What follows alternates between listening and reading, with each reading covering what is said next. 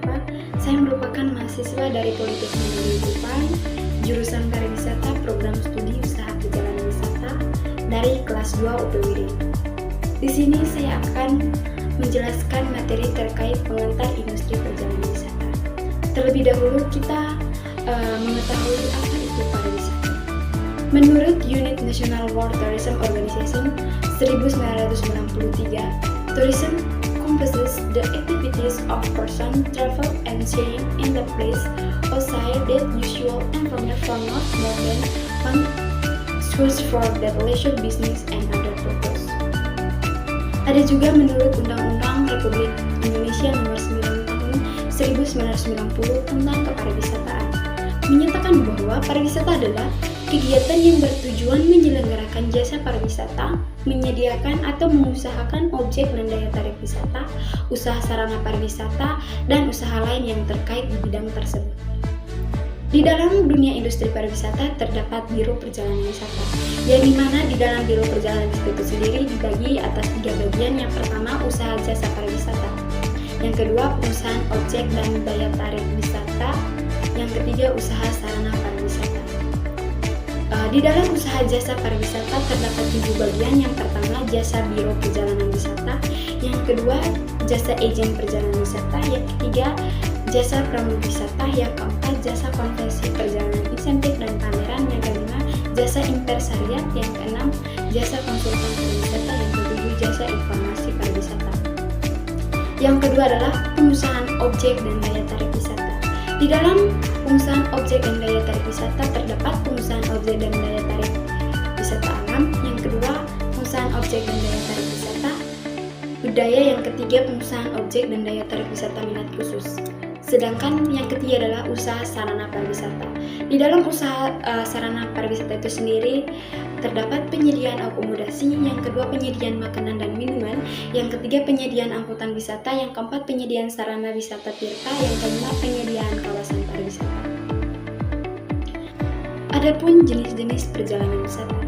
Yang pertama itu business travel, yang kedua itu leisure travel, yang ketiga itu individual travel.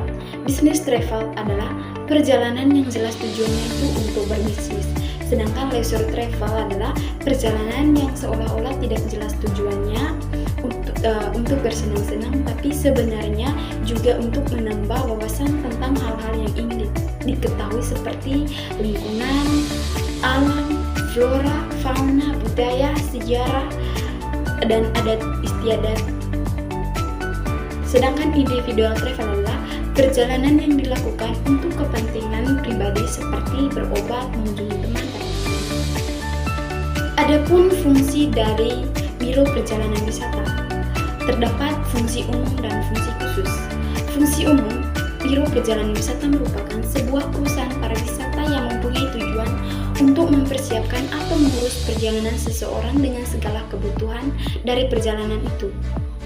Oleh karena itu, biro perjalanan wisata berfungsi untuk dapat memberikan penerangan dan informasi tentang segala sesuatu yang berhubungan dengan masalah perjalanan pada umumnya dan perjalanan pada khususnya. Fungsi khusus dari biro perjalanan wisata. Yang pertama, travel bureau sebagai intermediary atau perantara. Travel bureau berfungsi sebagai perantara antar wisatawan dengan perusahaan industri pariwisata sebagai supplier untuk kepentingan wisatawan. Ia bertugas melengkapi segala informasi tentang berbagai hal menyangkut perjalanan wisatawan, terutama daerah tujuan wisata yang akan dikunjungi. Yang kedua itu travel bureau sebagai organisator. Travel bureau harus bisa menciptakan kerjasama yang baik antara wisatawan dengan perusahaan industri pariwisata sebagai supplier atau perusahaan angkutan perhotelan, transportasi, restoran, dan objek wisata, dan lain-lain. Agen perjalanan wisata adalah badan usaha yang menyelenggarakan usaha perjalanan yang bertindak sebagai perantara di dalam menjual atau mengurus jasa untuk melakukan perjalanan. Di dalam agen perjalanan wisata itu menjadi perantara dalam pemesanan tiket angkutan darat dan laut. Yang kedua itu mengurus dokumen perjalanan. Yang ketiga itu menjadi perantara di dalam pemesanan akomodasi dan sarana wisata. Yang keempat itu menjual paket wisata yang dijual oleh biro perjalanan wisata. Adapun lingkup pekerjaan biro perjalanan wisata, yang pertama fungsi pemasaran. Yang pertama itu marketing sales calls, menghubungi customer dan menginformasikan produk wisata. Yang kedua itu advising clients, memberikan alternatif pilihan bagi wisatawan dengan menjelaskan details produk termasuk fasilitas dari berbagai produk wisata. Yang ketiga itu transmit information, menyebarkan dan memberikan informasi yang diperlukan. Yang keempat itu planning and train operational company, merencanakan dan mempromosikan atau produk perusahaan. Adapun fungsi dari debt operasional, yang pertama itu mengoleksi dan meninjau ulang brosur dan literatur dari pemasok dan menetapkan informasi yang terkini atau terbaru. Rating tickets, menerbitkan atau isu tiket. Yang ketiga itu booking space, mengupayakan peluang pemasaran tour maupun tiket. Yang keempat itu managing and controlling online ticket stock, menjaga dan mengontrol atau memantau stok tiket.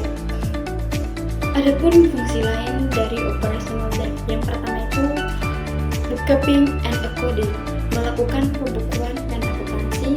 Yang kedua itu billing, melakukan pembuatan invoice dan pembayaran kepada pemasok. Yang ketiga itu budgeting, merencanakan anggaran perusahaan. Oke, itu saja hasil penjelasan materi saya. Semoga dapat bermanfaat bagi pembaca dan bagi saya sendiri. Terima kasih.